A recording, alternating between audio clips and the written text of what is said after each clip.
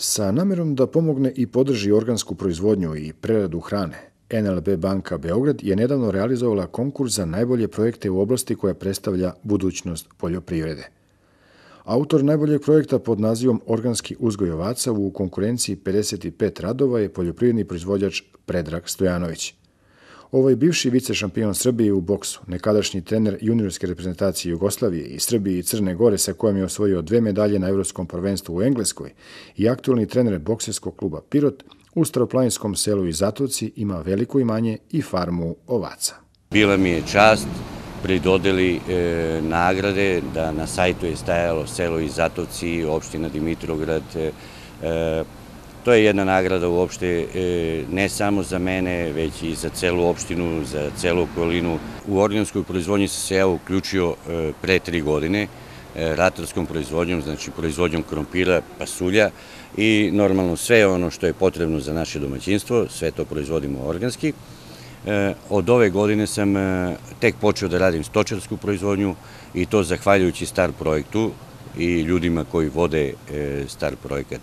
Da zasnujem stado od 63 ovaca, kasnije sam od opštine dobio još 8 ovaca, tako da sada imam stado 71 ovcu.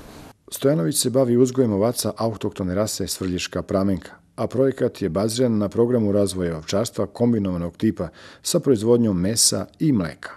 U stvari da bi se zatvorio krug stočarske i ratarske proizvodnje, znači počev od uzgoja stada, proizvodnja mesa, to su jaganci, proizvodnja sira, kačkavalja, vurde, od otpadne surutke, znači čuvati svinje, ništa se znači tu ne baca. Na kraju i đubrivo treba preraditi kalifornijskim glistama, tako da dobijete i kvalitetno đubrivo koje kasnije se vraća na njivi i tako se zaokružuje krug. Nagradu od $1.000.000 uložit će u razvoj svoje farme. Svaki dinar će biti uložen u farmu. Mislim da je to prava stvar, da bi bila greška kupiti kola propadnu, ali farma nikad neće propasti, farma vraća novac.